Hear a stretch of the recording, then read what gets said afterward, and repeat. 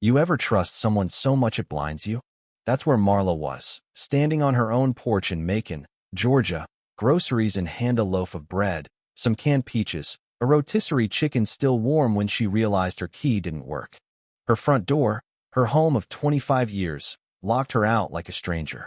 She jiggled the key, flipped it, cussed it under her breath, thinking maybe it's just stuck, but nah.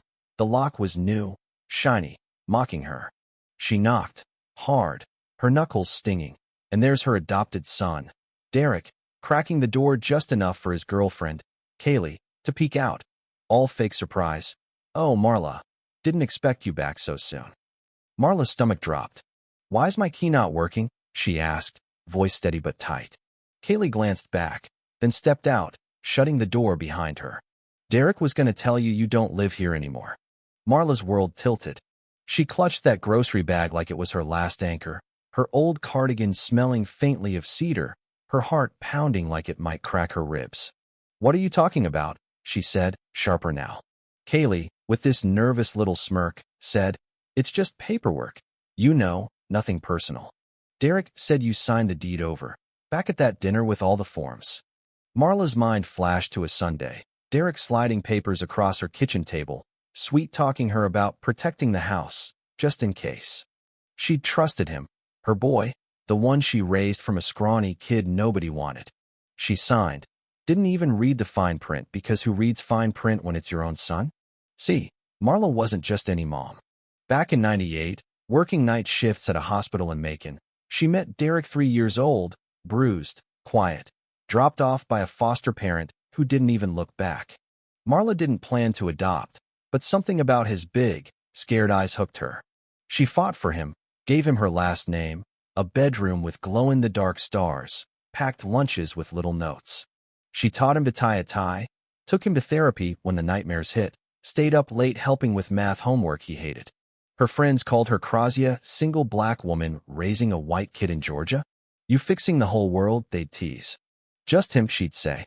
But as Derek grew, he drifted: high school fights, college dropouts, quick visits where he barely looked up from his phone.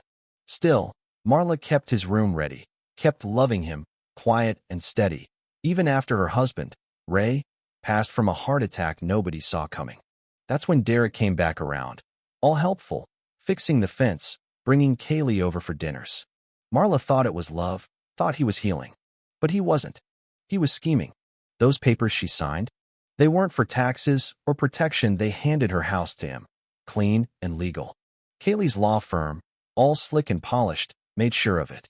Marla overheard them one day, out by her rose bushes, Kaylee whispering about flipping the house for a condo in Atlanta. That's when Marla started packing a go-bag Bible, Ray's old watch, a notebook with her secret. See, after Ray died, Marla sued the hospital for missing the signs. She won $8 million, tucked it away in a trust under her maiden name, told no one, not even Derek.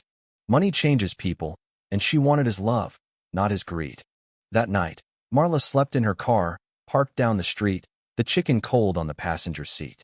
She didn't cry, she just gripped the wheel, staring into the dark, feeling the sting of betrayal sharper than any grief. But Marla wasn't done. She remembered who she was: a nurse who'd seen people fight for their last breath, a woman who'd built a home from nothing. She called up Wanda, an old friend from church who'd gone to law school, retired now, but still fierce.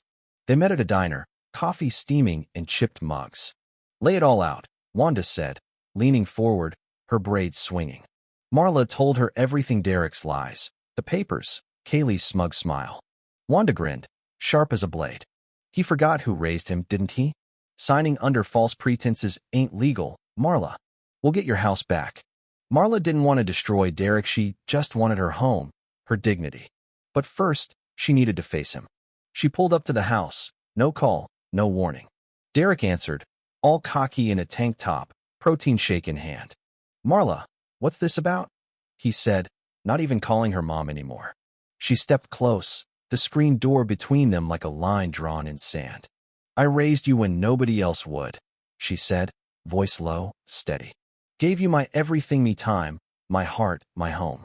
And you paid me back with a new lock and a signature I didn't understand." Derek shifted, eyes flickering, but she wasn't done. I'm not broke, Derek. I've got enough to buy this place 10 times over. And I've got a lawyer who knows it. His face froze shock, then guilt, then something like fear. You're suing me? He stammered. No, she said, turning to her car. I'm reminding you what family costs. 3 months later, the house was hers again. Wanda's petition sailed through court. The judge called Derek's stunt manipulative, plain, and simple.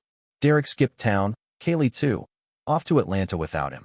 Marla didn't cheer, didn't gloat, she just breathed, like a weight lifted off her chest. But she didn't move back. Too many ghosts.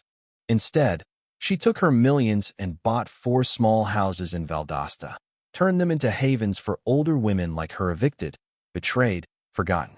She called it Ray's Rest, after her husband.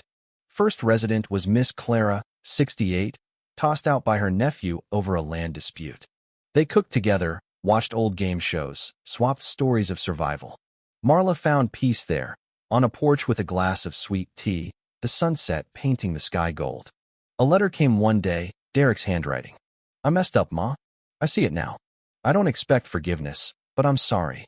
Marla read it, folded it, tucked it away. She didn't write back. Forgiveness wasn't about him, it was about her letting go. Some folks think love means you hold on forever, but Marla learned it's knowing when to walk away, when to build something new. Now, what do y'all think? Was Marla too hard on Derek, or did he get what he deserved? Drop a comment. Share your take. Let's talk about what family, trust, and justice really mean.